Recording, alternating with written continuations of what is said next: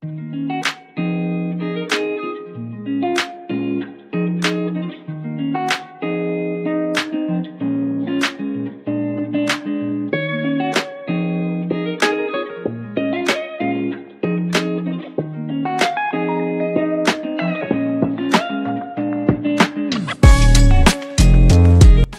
going on, guys? Drama22. We are back here with a new series for the YouTube community.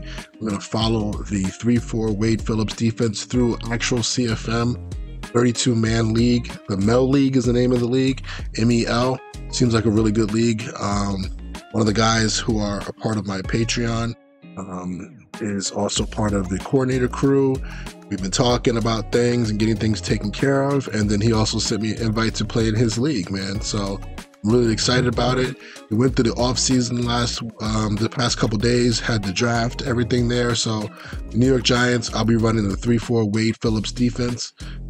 Just taking a quick look at who I drafted to kind of make sure that if you guys want to work the defense yourself, the guys who got the manual, I gave a whole spiel about the personnel and who you're trying to bring into the system. So what I ended up doing was drafting 2 safeties to fill the role of how this team likes to play with 3 safeties. Okay, so Boykin is a guy who's going to be a really good player for me. He's a free safety right now, but also he has really good man coverage and speed.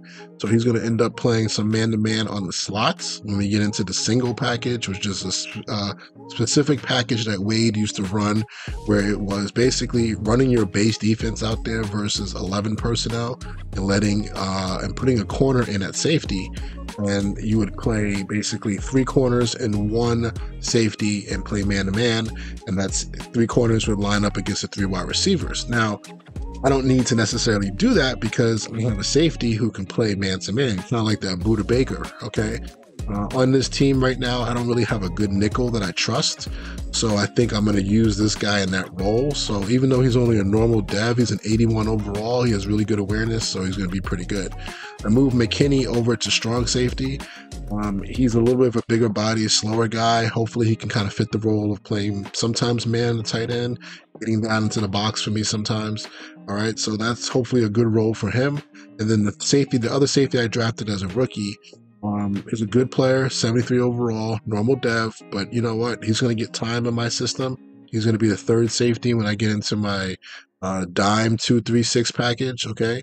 He's either going to be in the box or he's going to be back, probably going to be back more than he is in the box, okay? But he's a good player. I feel like he's a solid young guy. This is the time that he needs to develop in his first year, so there's definitely room for him, okay? Because the safety position we were lacking overall with the backups that came with the team, all right? So that's that. Now, I also went out, without free agency. I had Nichols. Let me just get this depth chart changed up real quick. He's going to be my starting end over here. My left end is Nichols. All right. I really don't have a lot of depth here at this position, so I made sure I went back out and I re-signed. Who did I re-sign? Leonard Williams to come back, even though he got traded in real life, but he's still here with the Giants with me. Let's see what else I got here. So we feel pretty good about the position.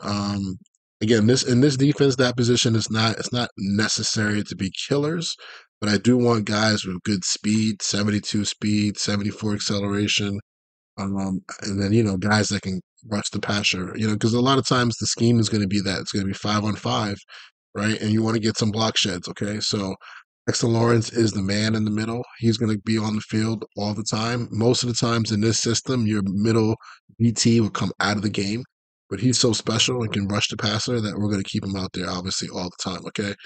Now, the outside linebacker position, I'm a little bit torn between how I'm going to probably use Kayvon Thibodeau and maybe Ojulari.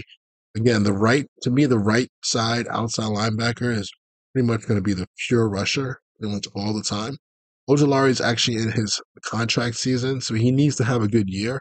I'm actually thinking about leaving him there, letting him rush the passer, see if he can win some battles for me, see if he can get some sacks, see if he can get some development. Otherwise, I'm going to already decided that I'm going to be looking at outside linebacker as a potential position to draft, okay? Thibodeau is going to be more like the Von Miller, okay? So he's going to be the guy who's going to be rushing off the left side, and also sometimes dropping in the coverage. All right, so it'll be interesting to see how that works.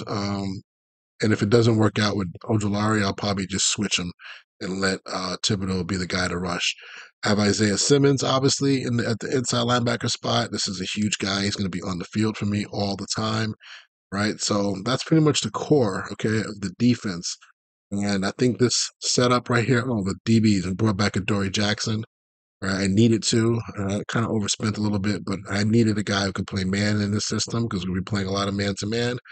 And then also Banks is a young guy who's going to develop for me. So most of the time, the way I do it, guys, I just go right and left corner. So on the screen, Banks is going to be on the right side to start, just because his man ratings aren't that great. But obviously, he has a great ability to run and cover.